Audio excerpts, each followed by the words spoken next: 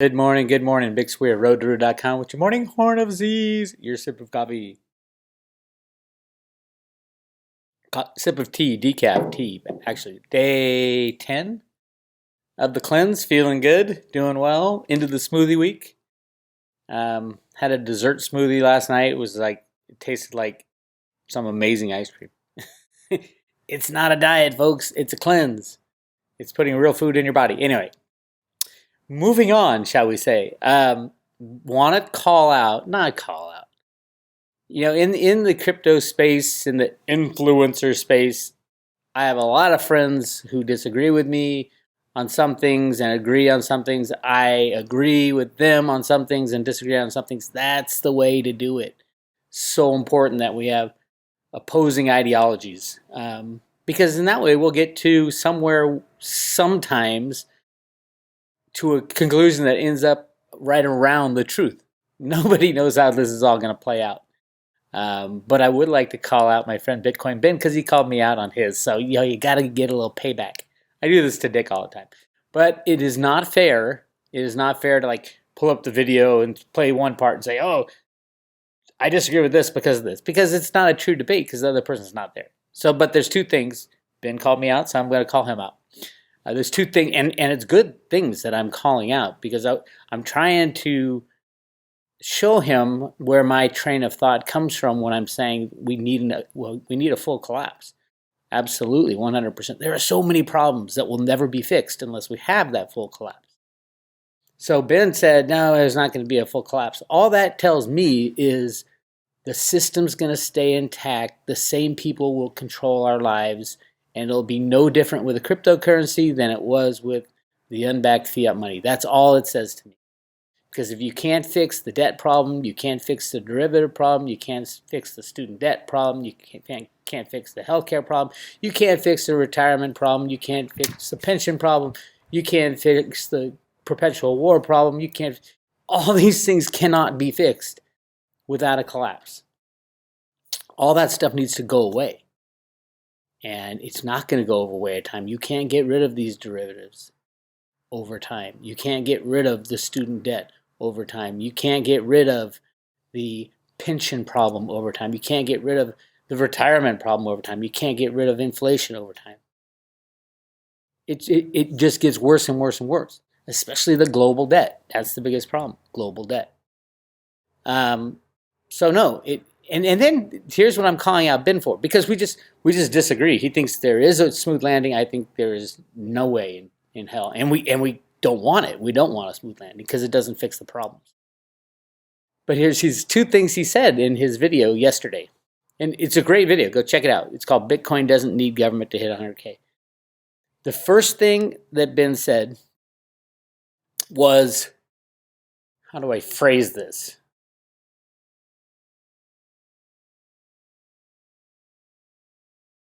He said he was talking about something I talk about a lot, which is that we do not have capitalism. We need capitalism. Capitalism has never been seen on planet Earth because governments always get in the way. And we don't have capitalism today. Otherwise, there wouldn't have been a bailout. So he was talking about bailouts, and he said that when a company makes bad decisions, they should fail, and that's part of the capitalism. And I couldn't agree more. But here's the problem, Ben, and you know this problem. If you allow a too big to fail bank fail, just one, it destroys the entire system because they're all interconnected. If Deutsche Bank was allowed to fail, like you said, and I agree with you, in true capitalism, companies that fail, fail. And the people that place bets with them fail. But remember, Ben, $49 trillion worth of bets have been placed with Deutsche Bank in the derivative market. It'll cover all banks. It's a systemic problem. It's a too big to fail bank.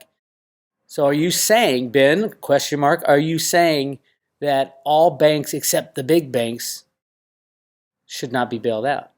Are you saying that the big banks should be bailed out? Because if they are not bailed out, it wipes out it's what I'm talking about, the total collapse.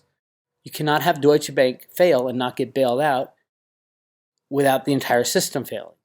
Or Citibank, or Bank of America, or any bank that's large enough and has derivatives. But even if it doesn't have derivatives, that's the key point that a lot of people miss. Your local savings and loan will not survive a derivative collapse. Absolutely not. They're leveraged lenders. All the assets they hold will get destroyed. Papers are flying everywhere. Yes, I'm still in the gold country. Damn, gold mining is hard. I'm sore as hell. We didn't find any gold. Found a lot of other stuff. Those metal detectors are great. We're going to a new spot today. But if you allow a too big to fail bank, all banks are destroyed. They're all interconnected. The little banks the value of their assets will go down substantially if the big banks go down. And the bank customers at the little banks also bank with big banks. So when your customer gets destroyed, they have to pull out money of your bank and you're a fractional reserve lender. So no, Ben, you can't have it both ways. You can't have a smooth landing and allow capitalism to work so that banks that make bad decisions go down. Just can't happen. And there was another thing. Damn, I forgot what it was. It'll come to me in a second. But watch the video. Watch the video. It was really good video. I love Ben's work. And we're going to be in St. Louis on, August 17th. So you can come see us debate this situation live. We've done it every time we get together. It's funny. It's good. But Ben basically proved my point that if you want capitalism, allow the banks to fail. But if the banks fail, you'll have a total collapse. So I don't want 10 years of the same, or 20 years, or 100 years. We have to make the decision. We don't even have to make the decision. We have to make the decision not to rig the markets. Oh, that was the other thing Ben said. Truth and honesty. Absolutely. He was going off on truth and honesty, just like I do all the time. He even pointed me out on that one. He said, I believe in truth and honesty. Well, Ben, if you believe in truth and honesty, you don't believe in a smooth transition, because that is impossible. It is impossible to have a smooth transition with truth and honesty. The entire structure of our entire markets on every front is 100% supported and required to have market rigging through every market. Otherwise, it'll all come down. You cannot have truth and honesty and have a smooth transition. Are you saying truth and honesty for a little bit of time? If you want truth and honesty, I agree 100%. As well you said. You said that's what we agree on. But you got to put all the parts together. You want truth and honesty. You want capitalism to be sound and working, which it was interesting in the debate last night, the Democrat debate. So truth and honesty and capitalism. We're far away from here. We're farther away from here. But you want a smooth transition. If you want a smooth transition, you have bailouts and you have lying and cheating and stealing and market manipulation. What do you want, Ben? Make up your mind.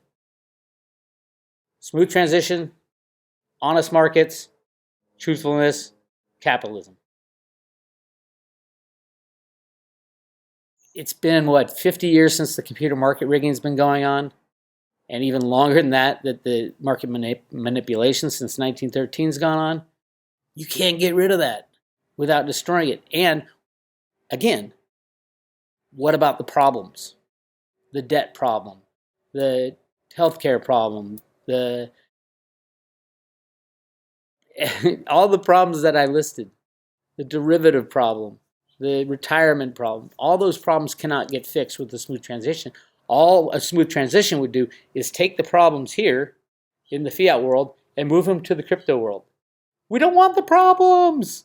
They're unsustainable. They're destroying our world. Destroying it. Why would we want to bring that over to the crypto world? We will continue this debate on August 17th in St. Louis. Please come. I love this debate. I love my friend Bitcoin Ben.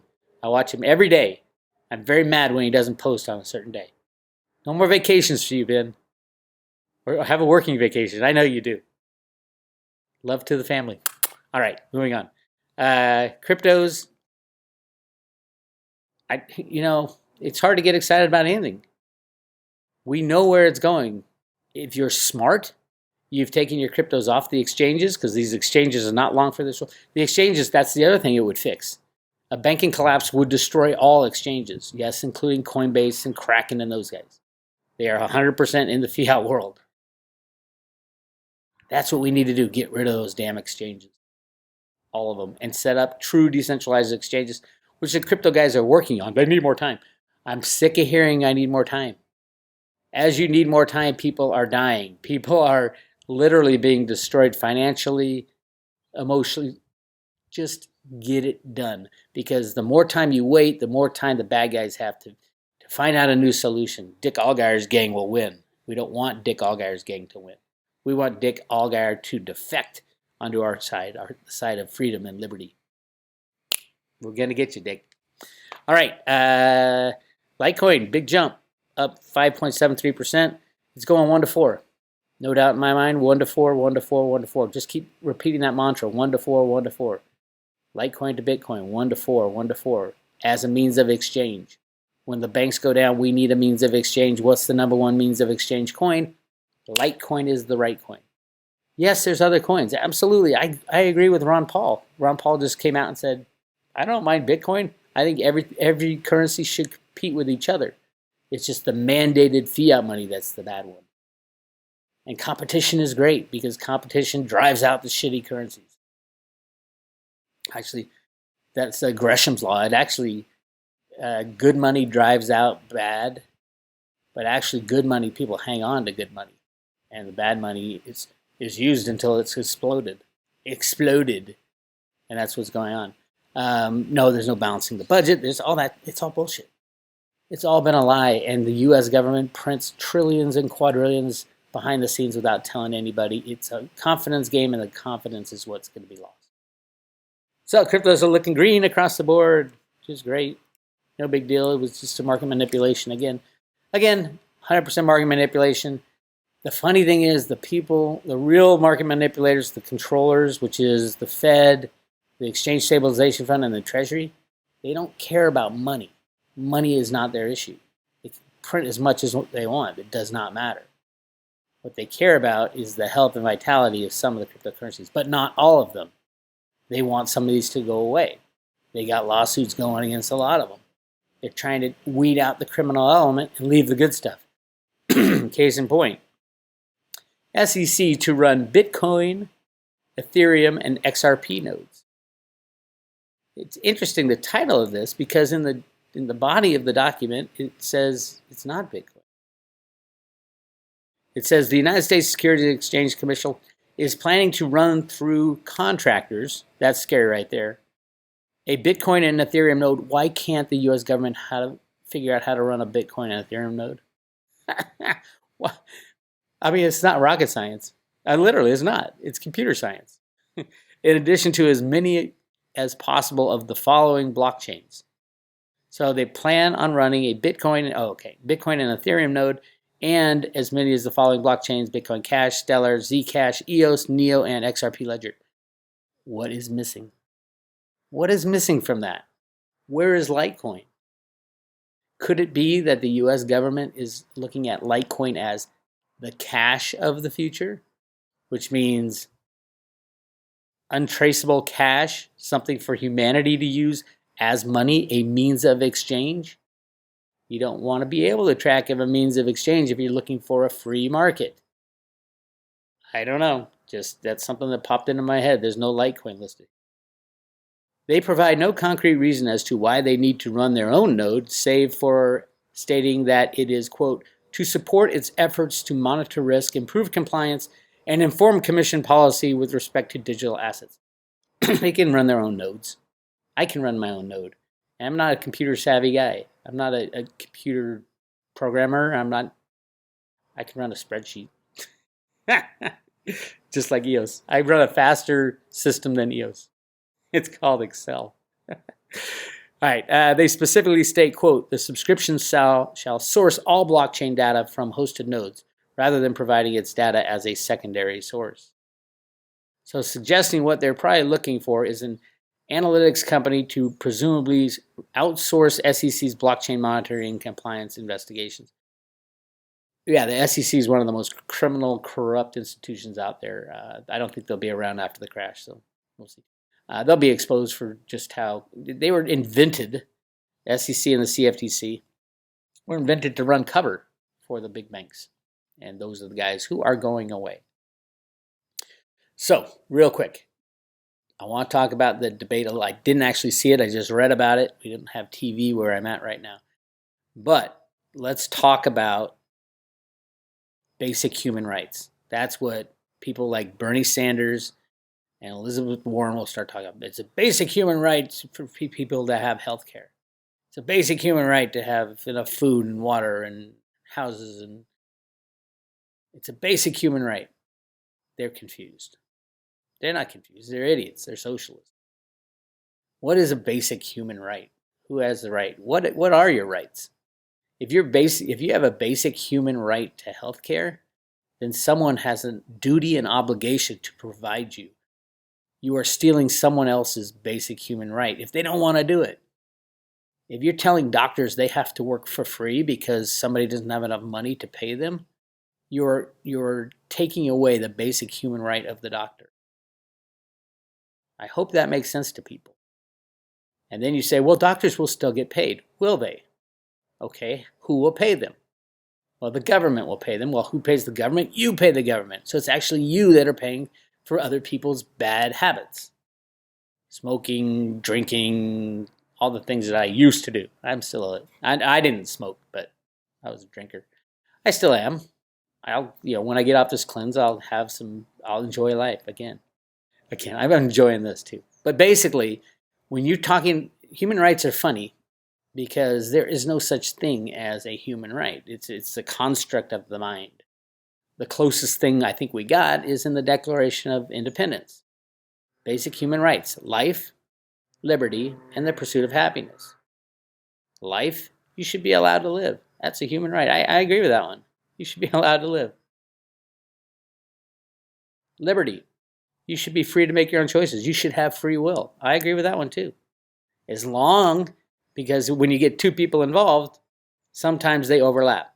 Someone has free will to do what they want, and this person has free will to do what they want if they cross over their own free will so that they start pulling the free will away from the other person. That's when you have a problem. So a caveat to free will is that your free will should not impinge on other people's free will. It's obvious, right? We've talked about this before. So you got life, you got liberty, which is free will, and then you got this other thing, the pursuit of happiness. And all the Democrats say, oh, you have under the Declaration of Independence and all that, you have the right to be happy.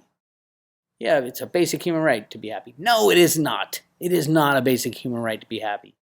That's bullshit. And it's not even what the Declaration says. Life, liberty, and the pursuit of happiness. You aren't guaranteed to be happy. You should have the right to be able to pursue your own happiness, as long as you don't impinge upon others' liberty, meaning free will, and life. So when Bernie and Elizabeth Warren come out and say, oh, we're going to give everything to everybody because everybody has a basic human right, that's bullshit.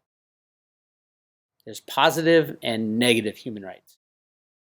Positive human right, free healthcare for all. The ramification is the negative part. Doctors have to work for free. You're telling someone to spend all his money to go to medical school, get out, and provide free healthcare for everybody. And they won't tell you that. No, doctors will make plenty of money. Well, where does the money come from? It comes from the government. Where does the government get it? It takes it from the citizens. Or even worse, it creates it out of thin air and destroys the value of everybody's money. And that's what governments do today. They do both. They take it from taxpayers and they debase the currency, which is a recipe for disaster. We've seen it a million times before. So, yeah, free college for everyone. We have the largest student debt problem in the history of the world, and these guys are saying free college for everyone. What, are the teachers going to work for free? Those liberal teachers? Let's see how they do without getting a paycheck. It's people's basic human right to get a college education. So you, as a liberal college teacher, you have the negative side of human rights. You have to, it is your duty, it is your ordained duty to provide free education. Just don't come to me. So yes, I'm excited about watching. I'm not going to watch the whole debate. I'll watch the snippets. I'll read about it when I get back home after I'm battered and bruised from digging out here in the 100-degree heat. But we're having a blast, by the way. Yes, I highly suggest taking your family out gold mining, gold panning in Northern California. It's beautiful. It's hot. It's backbreaking work. I don't know how those miners did it. Backbreaking. Because you're always leaning over. Ugh. Ugh. I got some video for it. I'm going to put on the Patreon channel of us mining for gold. It's awesome. And now is the time to join the Road to Ruta private road. You get access to everything, and private road subscribers, you get all the Patreon posts guaranteed right there at the top. You get the timeline report, which is a real big one, and the updates. This hasn't been working. There we go. And the updates. So we got timeline part 1, timeline part 2, and an update. My Wi-Fi sucks up here. The update's really interesting. But part 2 is when we talk about the date that my friend Bitcoin Ben will be shaking in his boots on. Ben, you're right. You're circling. Ben is circling the truth. And the truth is we need the full collapse to move forward, or otherwise we can't move forward. Because clearly a smooth transition does not mean honesty in the future. Clearly a smooth transition does not mean any of the problems that I talked about get fixed. So, but part 2, check it out. It's what Ruta planned. It's what Greenspan planned. It's what the good guys have in store for us. So to join, hit subscribe today, and it'll teach you where to go, how to get it, and all that good stuff. And I'm giving away one Veritaseum token, a huge coin. Huge coin. It should definitely be in your portfolio if you like cryptos, if you like the altcoins. Number 1, Litecoin, absolutely. I would say number 2, if you want that big bang for the buck, Veritaseum. Because Veritasium's day will come. Just like Litecoin's day will come when the banks collapse, Veritasium's day will come when the exchanges collapse, like the New York Stock Exchange. Absolutely. There's huge problems there. Look at the volumes on the New York Stock Exchange. It's just like the crypto market. Massive manipulation. And Veritasium facilitates one-to-one transactions on exchanges. Voila, there you have your solution. That's it for me from the Gold Country. You guys hang in there. Bitcoin Ben, I can't wait to debate you in St. Louis. You guys got to get there. August 17th, I'll be bringing the whole music setup. We'll have a Road to Ruta show, and then Bitcoin Ben, Litecoin Lease, a whole bunch of the gang. The Litecoin, Bitcoin Ben's army of Litecoin. We gotta figure out a nickname for them. They call them the family, the Litecoin fam. It sounds a little bit too much like the was that movie, The Firm. It's not the firm, it's the fam. So I'm looking forward to hanging out with a lot of the Litecoin people. And not sure if John Kim is going. Probably not, because he's been traveling Asia. He's tired. He's getting old. Love you, John Kim. All right, that's all I got for you. Bix Weir, roadtoruta.com, signing out.